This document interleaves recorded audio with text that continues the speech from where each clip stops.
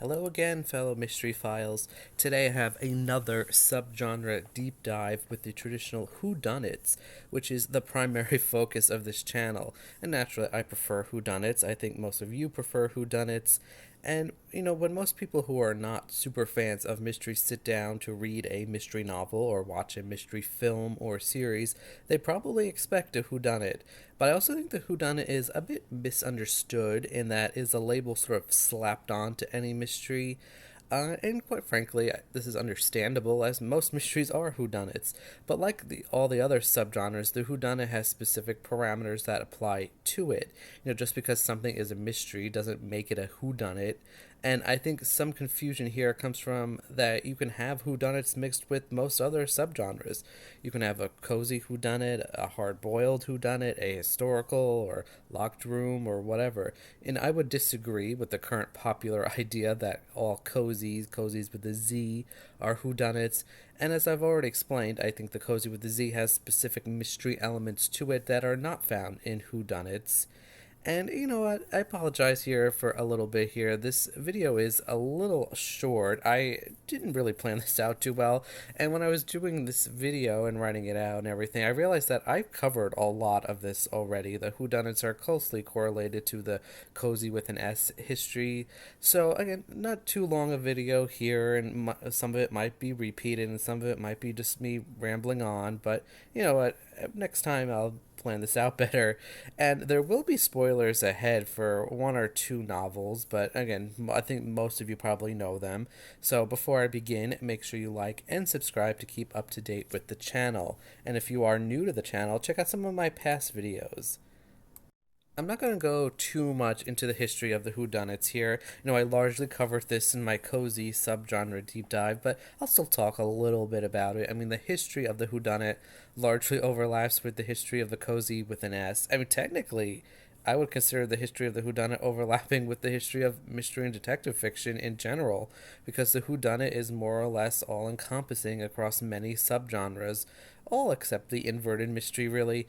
And you can't have an inverted whodunit, but most scholars would say the whodunit is the British split when mystery fiction began having more defined subgenres than cozy and hard-boiled.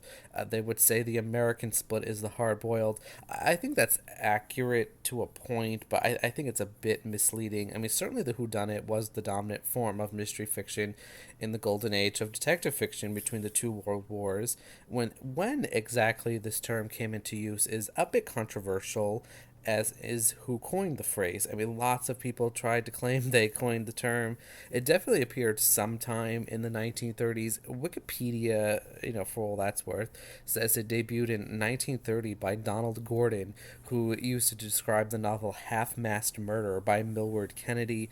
That's the earliest date I also found for the term. I'm hesitantly taking Wikipedia's word for it here, but either way, it came into use in the 1930s and was definitely one of those viral words, the word of the decade, you could say, and soon everything was a whodunit. There are literary critics from the 1930s criticizing the overuse of the phrase, which feels very me-coded, to be honest. They claimed every mystery was being called a whodunit, which isn't the case. Whodunit also, by the way, can be spelled either with one N or two N's. One N is the preferred spelling, but either is acceptable. I personally prefer two N's. So, what exactly is a whodunit? Well, I think this can generally be summed up by saying whodunits are what Agatha Christie and the other queens of crime wrote. The other big names of the day, like Ellery Queen. Wikipedia, again here, grain of salt, says some American authors were imitating the British style, which I think is incorrect. The whodunit to me is just sort of the obvious evolution of the mystery novel that was years in the making. And this is why you shouldn't trust Wikipedia unless yours truly has contributed, which I have, but not to the whodunit page. But more specifically, a whodunit is your puzzle mystery, your cerebral mystery. They have many different names. I do prefer the term whodunit because that's proposing a question to the reader. It's asking the reader to solve who committed the murder. Whodunits are fun for the reader to see if they can solve the who committed the murder before the detective does. There are a series of clues that, when put together, form a completed puzzle that allows both the reader and the detective to solve the mystery. There are extra pieces, typically, to the puzzle, these would be your red herrings. And I think crucially here, what separates a whodunit from the non-whodunits is that the solution only works one way. You cannot substitute out another character for the murderer and still have all the pieces fit correctly. And when I made my video on the cozies, I called out cozies with a Z for having this issue. At the end of the cozy, the puzzle is typically not well developed, so the solution could make sense with multiple characters. It's just the author selecting one at the end. In order to satisfy this key element of a whodunit, you need multiple puzzle pieces. The more pieces you have, not only make the puzzle harder to solve, but also ensures you leave no loose ends or plot holes or the possibility that the mystery isn't wrapped up in a neat little bow.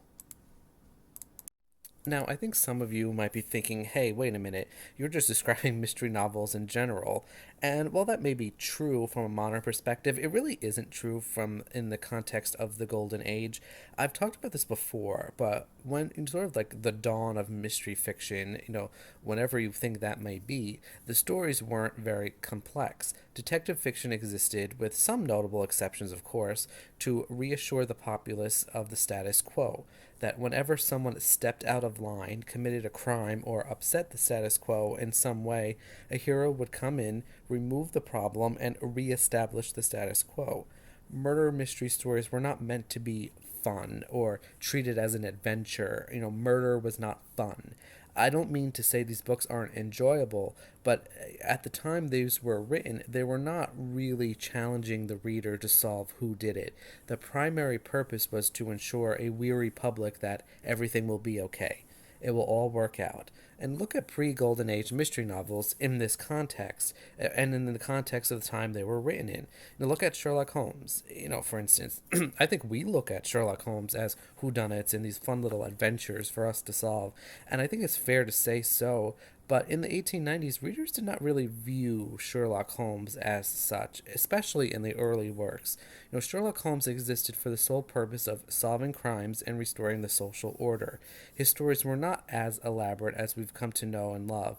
It was not encouraged for readers to treat these stories like a game, to see if they could solve the crime before Sherlock Holmes did. They did eventually become that because Sherlock Holmes became so popular. But if you look at the early detective stories, the villains and only the villains of the work were punished, and everyone who did good did not suffer and wound up living happily ever after.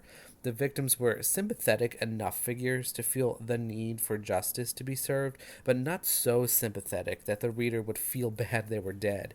And again, I think in 2025 we look back at these early home stories as whodunits, but the point remains that they weren't really so at the time they were in. It isn't until later on that readers began to take an interest in solving the crime and having fun with the puzzles, even as late as 1935 in Dorothy Sayers' Gaudy Night.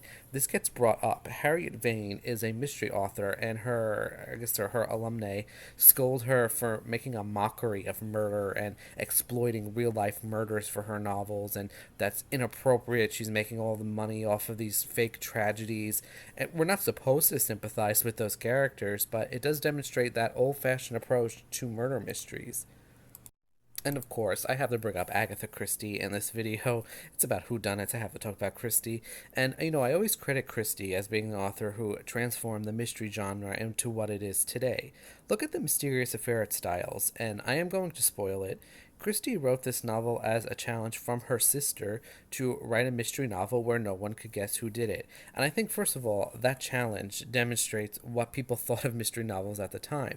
It sort of reveals that people weren't looking at mystery novels as a game or a puzzle to solve. Now, there certainly are whodunits, and before Styles, and Styles is one for sure, but let's look at the novel closer. First of all, in style, it's very Sherlock Holmesian, but look at the structure. This is a puzzle. There are multiple clues that lead up to just one solution. You cannot switch out the culprits at the end with another character and have it make sense. The culprits of Evie Howard and Alfred Inglethorpe are punished, as is another villain, Dr. Bauerstein. Our victim, Emily Inglethorpe, is a sympathetic victim, but she has her moments that make her not entirely unjust as a victim. John Cavendish, who did not commit a crime necessarily, but sinned, is punished much lighter and redeemed by the end. And in the end, everyone who is innocent winds up happy. And we can look, except for Hastings, of course, but that's Hastings. And we can look up the development of the whodunit by just looking at the Poirots over time. Even in the next Poirot novel, Murder on the Links, slight spoiler here, but we have a somewhat guilty party escape justice. That's really unheard of. And that is counter to what early mystery novels were like. The guilty party must be punished and the innocent must not suffer. And this formula changes all the time. As we move forward in Christie's stories become more and more puzzly and leave that old formula behind. They become fun, and this time of story, dominates mystery fiction on both sides of the Atlantic. Everyone is writing puzzly whodunits for the most part. Exception would be, I guess, thriller writers, and thrillers are mysteries, but they're not necessarily whodunits, and inverted mysteries. Now, for some personal thoughts on whodunits, this is my favorite subgenre of mysteries. These are the classics. I really enjoy a fantastic whodunit and the satisfaction of seeing all the pieces fit into place after a long and thorough summation gathering. It's like riding a roller coaster. And this is my absolute favorite subgenre of literature, and I know my definition of a whodunit is a bit broad and generic, which left, not much to talk about in this video, but I think it's necessary to point out this largely self-explanatory subgenre. It would be weird to do these subgenre videos and not talk about the whodunits, and most mystery novels are whodunits, especially from the Golden Age. I mean, the one true exception would be inverted mysteries, adventure thrillers, and I would argue many modern cozies with a Z. In a whodunit, you can't just flop out a solution at the end and have it make sense. I would argue a lot of cozies with a Z don't have true puzzles. They could. There's certainly nothing stopping them. But I do find them often just too light on the puzzle to really qualify as a whodunit. I never get the feeling at the end of a cozy with a Z that, it had to be this specific person. It really does often feel like the author just picks someone at the end and that's who it is, and it really could have been anyone. The inverted mystery tells you whodunit at the start. Again, I'll talk about the inverted mystery in the future, but again, technically there is like a whodunit inverted mystery. You've got a false inverted mystery in which you think the story is an inverted mystery, but it turns out it's not. But again, that's really hard to identify. And adventure thrillers are iffy. I mean, typically there is some kind of mysterious person who's leading things or has to be identified, think like Mr. Brown from The Secret Adversary, but there aren't really like clues to get to there. There are clues, but they're not clues. There aren't enough to form a puzzle. So I would argue something like The Secret Adversary isn't a whodunit, even though there is someone to identify. I don't think there's like a standard number of clues a whodunit needs to be considered a puzzle. I think it very much lies in the quality. And, I'm going to finish out this video by picking on Wikipedia again here.